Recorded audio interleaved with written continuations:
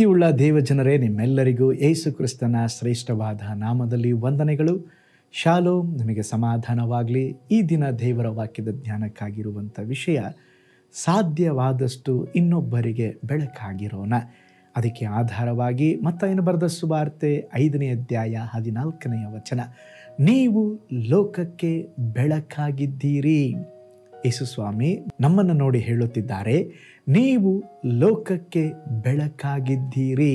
ವೈದ್ಯರ ತಪ್ಪಾದ ಚಿಕಿತ್ಸೆಯಿಂದ ಹುಟ್ಟಿ 6 ವಾರಗಳ ಮಾತ್ರವೇ ಆಗಿದ್ದ ಫ್ಯಾನಿ ಕ್ರಾಸ್ಬಿ ಎಂಬಂಥ ಅವರು ತಮ್ಮ ಅಮೂಲ್ಯವಾದ 2 ಕಣ್ಣುಗಳನ್ನು ಕಳೆದುಕೊಳ್ಳಬೇಕಾಯಿತು.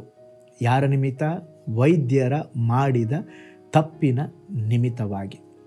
ಅವರು ಹಾಗೆ ಬೆಳೆಯುತ್ತಾ ಇರುವಾಗ ಹೂಗಳನ್ನು ಅವುಗಳ ವಾಸನೆಯಿಂದಲೇ ಯಾವ ಹೂವು ಎಂಬಂತ ಹೇಳುವಂಥ ಬುದ್ಧಿಶಾಲಿಯಾಗಿದ್ದರು. ಸತ್ಯ ವೇದದಲ್ಲಿ ಹಲವು ಭಾಗಗಳನ್ನು ಅವರ ಅಜ್ಜಿಯ ಸಹಾಯದಿಂದ ಬಾಯ್ಪಾಠ ಮಾಡಿಕೊಂಡಿದ್ದರು. ಅದು ಅವರ ಆತ್ಮೀಕ ಜೀವನದಲ್ಲಿ ಬೆಳೆಯುವುದಕ್ಕೆ ಅದು ಸಹಾಯ ಮಾಡಿತು.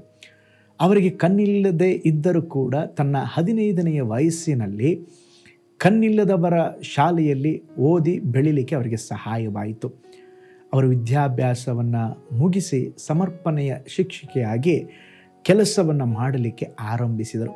ತನ್ನ ಮೂಲಕ ದೇವರ ನಾಮ ಮಹಿಮೆಪಡಿಸಬೇಕೆಂಬುದಾಗಿ ದೇವರು ಕೊಟ್ಟಂಥ ಕೃಪೆ ತಲಾಂತನ ತಿಳಿದುಕೊಂಡು ಒಳ್ಳೆಯ ಗಾಯಕಿಯಾಗಿದ್ದರು. ಹಾಡುಗಳನ್ನು ರಚಿಸುವವರಾಗಿದ್ದರು, ಹಾಡುಗಳನ್ನು ಬರೆಯುವವರಾಗಿದ್ದರು.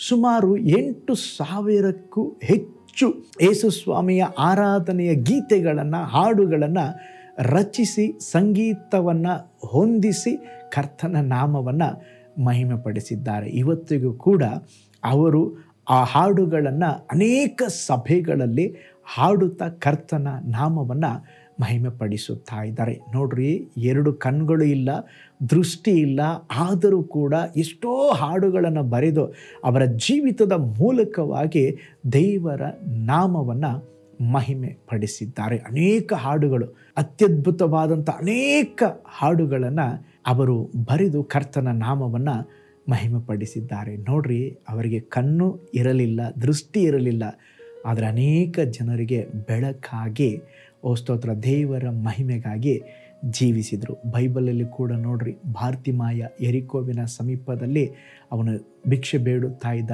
ಯೇಸು ಸ್ವಾಮಿ ಅವನಿಗೆ ನಾನು ಏನು ಮಾಡಬೇಕೆಂಬುದಾಗಿ ಕೇಳಿದಾಗ, ಸ್ವಾಮಿ ನನಗೆ ಕಣ್ಣು ಬರಬೇಕೆಂಬುದಾಗಿ ಹೇಳಿದಾಗ ಅವನಿಗೆ ಕಣ್ಣು ಬರುವಂತೆ ದೇವರು ಮಾಡಿದರು. ಅದಾದ ನಂತರವಾಗಿ ಅವನ ಜೀವನದಲ್ಲಿ ಬೆಳಕಿನ ಮಗನಾಗಿ ಜೀವಿಸಿ ಕರ್ತನ ನಾಮವನ್ನು ಮಹಿಮೆಪಡಿಸಿದ. ಪ್ರೀತಿಯುಳ್ಳ ದೇವಜನರೇ, ಲೋಕವನ್ನು ತನ್ನ ಕಣ್ಗಳಿಂದ ನೋಡಲು ಸಾಧ್ಯವಿಲ್ಲದ ಫ್ಯಾನಿ ಕ್ರಾಸ್ಬಿ ಅವರು ಯೇಸುವಿಗೆ ಬೆಳಕಾಗಿ ಮಾರ್ಪಟ್ಟರು. ನೋಡ್ರಿ, ಕಣ್ಗಳ ಇಲ್ಲದಂಥ ಆ ಬಾರ್ತಿಮಾಯ ಜೀವಿತವನ್ನು ಕಂಡು ಅನೇಕರು ಅವನೊಳಗಿದ್ದ ಬೆಳಕನ್ನು ನೋಡಿ ದೇವರ ನಾಮವನ್ನು ಮಹಿಮೆಪಡಿಸಿದರು.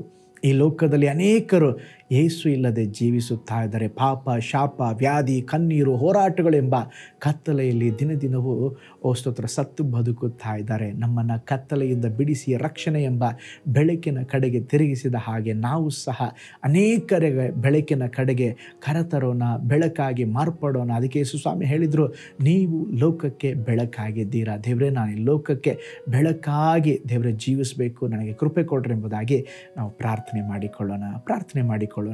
ಪರಲೋಕದಲ್ಲಿ ವಾಸ ಮಾಡುವ ನಮ್ಮ ತಂದೆಯಾದ ದೇವರೇ, ನೀವು ಲೋಕಕ್ಕೆ ಬೆಳಕಾಗಿದ್ದೀರಿ ಎಂಬುದಾಗಿ ನೀವು ಹೇಳಿದ್ದೀರಪ್ಪ. ಕಣ್ಗಳು ಇಲ್ಲದಂಥ ಫ್ಯಾನಿ ಕ್ರಾಸ್ಬಿ ಅವರನ್ನು ನೀವು ಅದ್ಭುತವಾಗಿ ಉಪಯೋಗಿಸಿದಿರಿ. ಆದರೆ ಕರ್ತನೇ, ಇವತ್ತು ನಮಗೆಲ್ಲ ಅವಯವಗಳು ಚೆನ್ನಾಗಿ ನೋಡುತ್ತಾ ಇದ್ದಾವೆ, ಮಾತನಾಡ್ತಾ ಇದ್ದಾವೆ, ಕಾಲಿದೆ, ಕೈ ಇದೆ, ಎಲ್ಲವೂ ಇದೆ.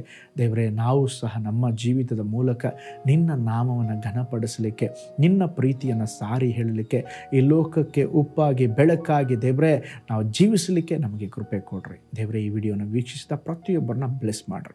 ಈ ದಿವಸ ಜಯವನ್ನು ಕೊಡ್ರಿ, ಬಲವನ್ನು ಕೊಡ್ರಿ, ಕೃಪೆಯನ್ನು ಕೊಡ್ರಿ. ನಿನ್ನ ಮಕ್ಕಳು ಹೋಗುವಾಗ ಬರುವಾಗ ಶುಭವು ಕೃಪೆಯು ಅವ್ರನ್ನ ಹಿಂಬಾಲಿಸಲಿ. ಆಶೀರ್ವಾದ ಮಾಡಿರಿ.